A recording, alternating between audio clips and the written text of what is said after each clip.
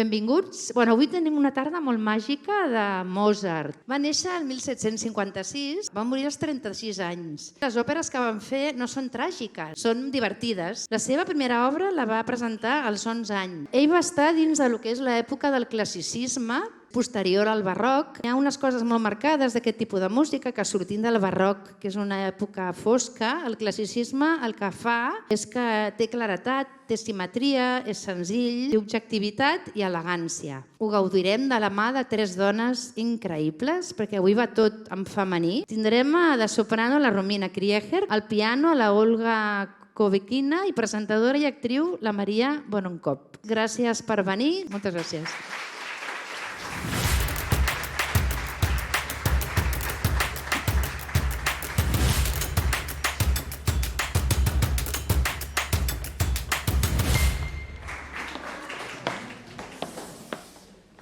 Sí, soy Mozart. Sí, así es. Us preguntareu, aquesta noia què li ha passat? Per què s'ha vestit de Mozart ara de cop i volta? Doncs perquè anem enrere en el temps, concretament fins l'any 1786. Un any, i perdoneu la paraula, collonut pel nostre Wolfgang Amadeus Mozart. Així que he decidit celebrar aquest any tan gloriós, con homenaje, me favorece. Mira, ella diu sí, gracias, ya ho sé, ya. Sería un hombre maravilloso en el clasicismo, ¿verdad? Bueno, de què us vinc a parlar? Doncs vinc a parlar-vos d'un molt bon any pel nostre compositor estrella i també d'una de les obres més divertides i emblemàtiques. No és una altra que Le nozze di Figaro, les bodes de Figaro. Si abans estàvem parlant d'una crítica als costums de la gent adinerada i a la hipocresia i a la falsa moralitat que esgrimien tots aquells ricatxones de l'època, aquí Mozart conjuntament amb Bon Marché, ara m'he perdut, perdoneu, és que Mozart era un poco despistado también, estaba componiendo mentalmente, perdón, sí. Bon Marché i Mozart decideixen tractar un dels temes més delicats i escabrosos de la societat de entonces, y no es otra que la del derecho de pernada, porque eso estaba mal. I ells dos van dir, ja n'hi ha prou d'aquest color, ja n'hi ha prou de burguesitos, de condesitos i de tota aquesta gent, mal, basta. Aleshores, fan tota una comèdia d'enredos absolutament divertidíssima on els autèntics protagònics no són com ho havien estat històricament, condes, reyes, héroes, varones, piril, no. Els autèntics protagonistes són els esclaus, los sirvientes. I succeeix, parlant sobretot de l'univers femení, les autèntiques protagòniques, que tot ho enreden, que tot ho manipulen i acaben saliéndose con la suya para humillar al maldito conde Almaviva que se quería aprovechar de la mujer de su mejor criado Fígaro para echarle un clink antes de la boda. Ai, Almaviva. Doncs li donen una valuosa lliçó. Elles són la servetta Susanna i ho fa de la mà de la comtessa. Elles dues són les encarregades de fer tota l'estratagema per desenmascarar i humiliar aquest senyor que ho estava fent molt i molt malament.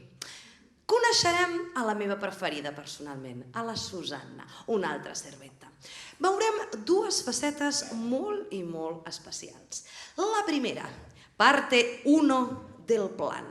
Agafa a Cherubino, que es un chavalito del que ya hablaremos luego porque esta ópera se las trae, agafa aquest chavalito, decideix trasvestir-lo de dona, infiltrant-lo en una festa i així desenmascarar a l'Almaviva que dirà, oh nena, estás todo buenorra, y él le dirá, pues no soy una nena y tú eres tonto, ¿vale?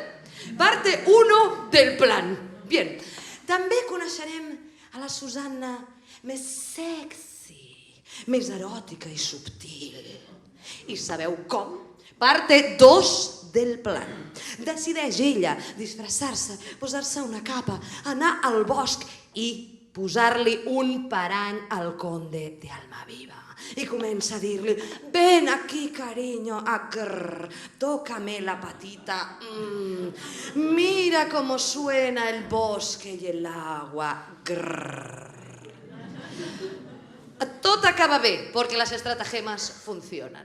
D'acord? Bueno, dames i cavallers, us deixo amb Le Nozze di Figaro. Música, maestra!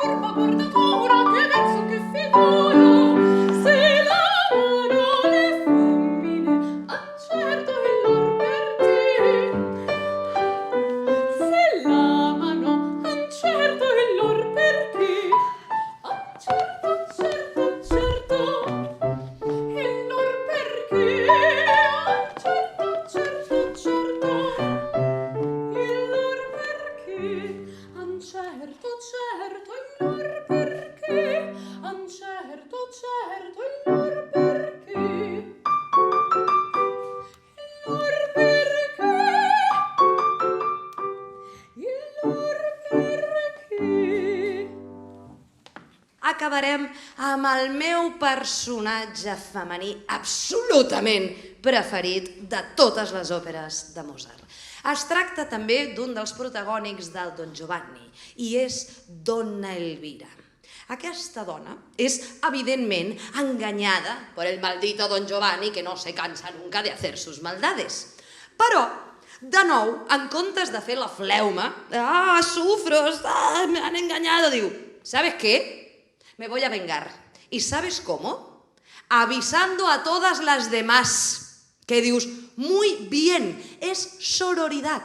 Aleshores, va en busca de totes les dones per dir-los cuidao, que este senyor va a lo que va, no te dejes engañar. I em sembla una actitud fantàstica davant d'aquest engany.